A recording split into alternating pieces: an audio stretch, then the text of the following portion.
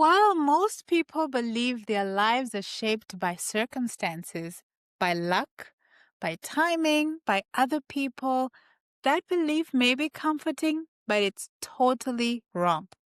Your life is shaped primarily by the instructions that you have accepted beneath the conscious mind in your subconscious awareness.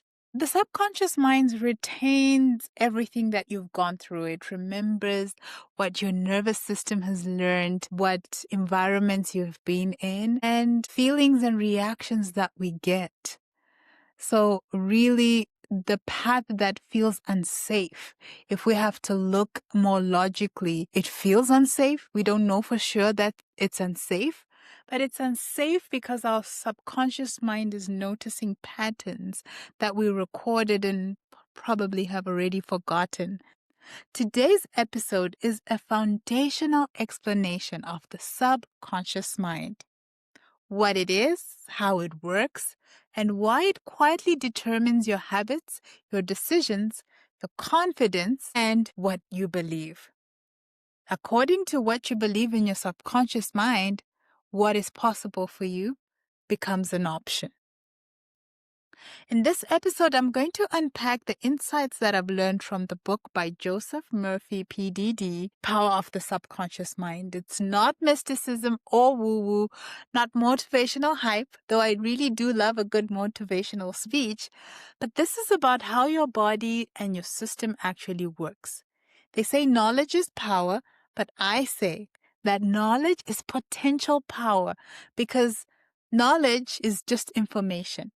Wisdom, on the other hand, that's power because wisdom is the application of knowledge.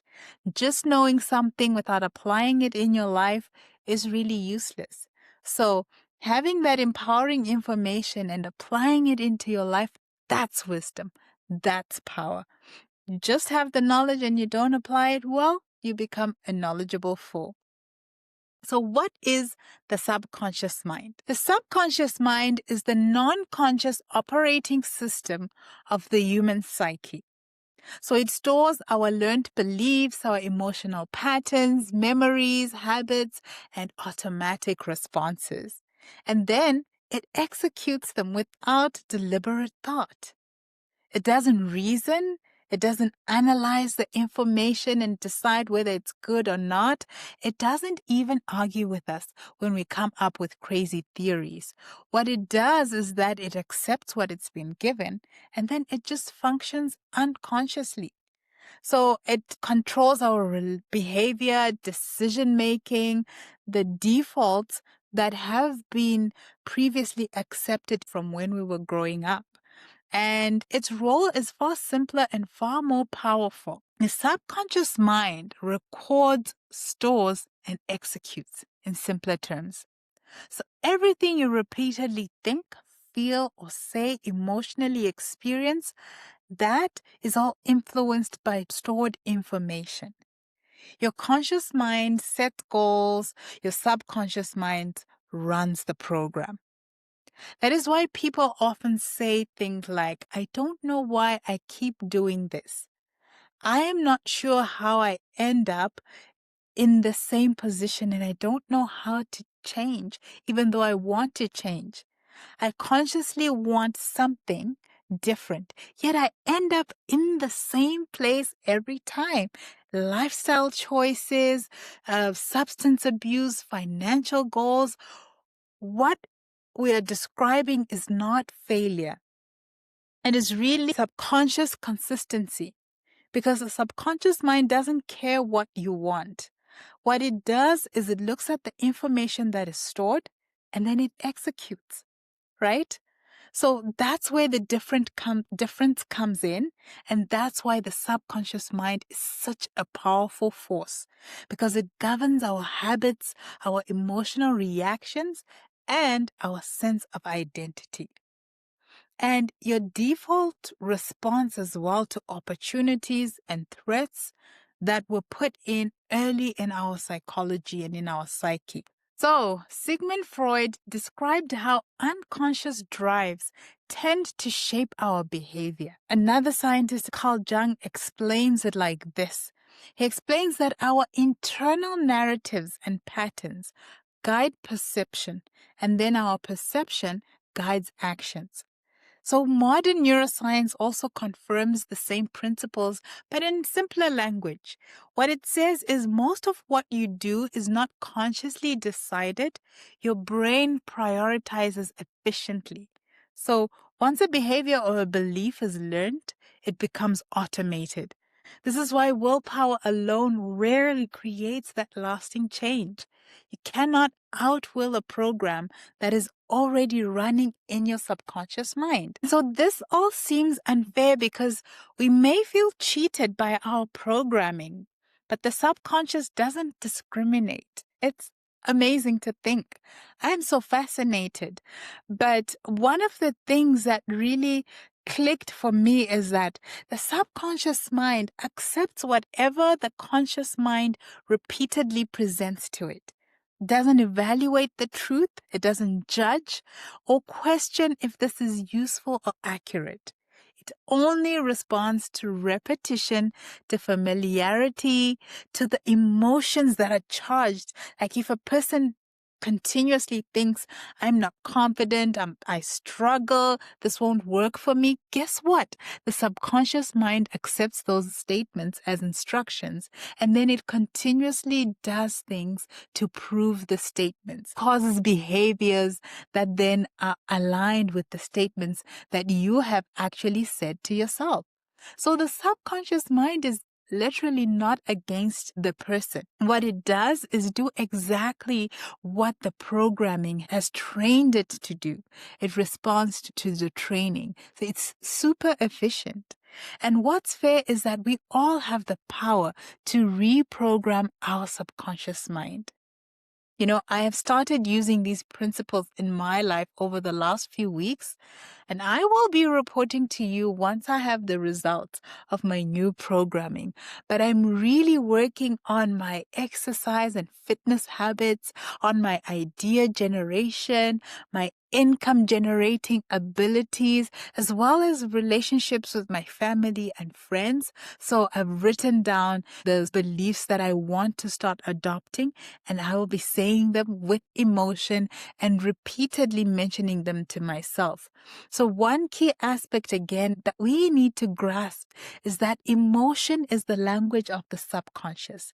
Emotion is the language of the subconscious. We have got to feel this emotion attached to what we're saying. So we cannot just take words and say them robotically or mechanically and expect that we're going to see changes or our subconscious is going to accept them. There are many things that we say. Now, if we want to check the difference between what our subconscious adopts and what our subconscious doesn't, there are numerous things that we say and information that we throw to the subconscious. What it accepts is the strongest signal as well as the earliest programming. So once we use emotion that strongly signals, that effectively signals what it is that we want to embody, then our subconscious is able to start adopting those new frames of thinking and implementing them into concrete action. So it doesn't respond to logic, it responds to emotion, to imagery, and to feeling. So that means that if I really want to see myself going to a certain school, I'm applying for university or I'm applying for a new job, then I want to imagine myself in that position. And then I want to feel the feelings that I would feel when I'm in that position. So really speaking it out, feeling it and seeing it with your imagination, really using your mind's eye in this exercise. This is why emotionally intense experiences imprint so deeply on us. We find that when we have an emotionally charged experience, we remember it for longer. And that memory may have been when we were 1 or 2 years old. You'll find people that can remember the earliest memories because there was a lot of emotion attached to those events. And so even trauma as well. It lasts so much longer because of the negative emotions that is associated with it, or why fear-based beliefs form quickly and they last longer, or why we see fear based newspaper articles or reports in the news, in the media, because those are the ones that are more impactful, that last longer, and they sell, I guess. A thought that is repeated with feeling is absorbed much faster and retained for longer. So that is what the science is saying. And so surface level affirmations, even if you say them 10 times a day, they will not work, because if your words conflict with deeply embedded emotional beliefs, then it means that the subconscious sides with the emotion, not the sentence. If we keep on saying, I'm confident, I'm confident, I'm confident, and it's surface level, but deep down we actually feel like I'm not confident, I'm not worthy, then we need to start replacing that with emotionally charged words or sentences that are associated with the emotion and the imagery. The subconscious mind always follows the strongest signal. I think that's quite clear, and that's what we've just said. So I'm absolutely fascinated in this power, and I would love to start using it to my advantage, and you should too. Now, reprogramming actually works because you don't change the subconscious patterns by fighting them. It's really important to understand. You change them by replacing them. So it's not a matter of, I'm no longer angry. So I'm no longer angry. What the subconscious records is that you have this anger issue, and that's why you don't want to be angry. So you really want to use positive affirmations. I'm happy. And then have that feeling of happiness as much as you can. If you're feeling angry, I have forgiven. You forgive first by will before you actually have that forgiveness, that feeling that I have forgiven. It's you practice forgiveness until you actually finally are surprised that, oh, I've forgiven that person. But the more you practice it, the more you try to embody the feeling, the more slowly but surely your subconscious mind begins to accept the notion that you have forgiven. And then with time, you realize that, oh, I have let go of that thing. Right. So it's through constant repetition, it's through emotionally aligned imagery, like mental rehearsal of those things that you are hoping for, calm, deliberate suggestion.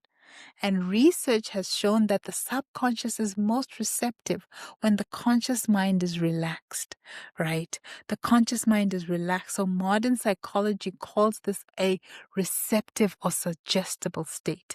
And this is why moments before sleep or just after waking are so powerful, because we are in that suggestible state and the critical mind is quiet, right? So resistance is lower. We're not criticizing the information. We're not judging it. We are really more influenced at this point. And so change does not arrive through force. It arrives through quiet consistency. It arrives through quiet consistency. And this is why it is so important that your subconscious mind is not working against you. Right? To understand that the subconscious mind is working for whatever you have taught it to believe. It's implementing the results that you see. If they don't match your intentions, then it means that there is a need for reprogramming. It is a programming issue, and that can be corrected. It's not the end of the world. Friends, if we get anything out of this today, it's that if our subconscious has been working against us in our health, in our mental health, in our relationships, it's not too late. Change is so possible because it's a matter of reprogramming. Now, reprogramming may take time depending on how long and how strong the emotion was associated to the initial programming. But as long as we start to implement the words, the speaking of what we want to see, the imagery, the imagining, the feelings associated with the change that we want to see, then that means momentum has already started in the right direction. And remember to do these in the times when your mind is most suggestible. And with time, we will see the changes happening. Like if there is an option, this is an option for us. Why wouldn't we use it? Why wouldn't we try it? I am excited to really see what happens. Instead of asking the disempowering questions like, why does this keep happening to me? The question we need to ask really is, what belief is faithfully being carried out in my life? What is it that I have believed in the past that has led me to this point? So instead of blaming other people, this actually puts us in a position to take responsibility for the things that we don't like that are happening in our lives. And instead of looking at this is the person or this is the situation that has put me here, understanding that a certain belief in my life has allowed me to be influenced by that situation. You see, when I have a strong enough belief, no matter what's happening around me, my subconscious mind is intelligent enough to start finding creative ways to overcome the barriers and the boundaries and the obstacles or the opposition that is trying to put me in a direction where I don't want to go. So the subconscious mind is listening, it's storing, and then it's executing instructions that you have accepted. So all you have to do is to start accepting new instructions. The ball is in your court. I'm your host, Chipo, and this is Purpose Beyond Burnout, where we have conversations at the intersection of science, purpose, and lived experience. Until next time, peace and grace.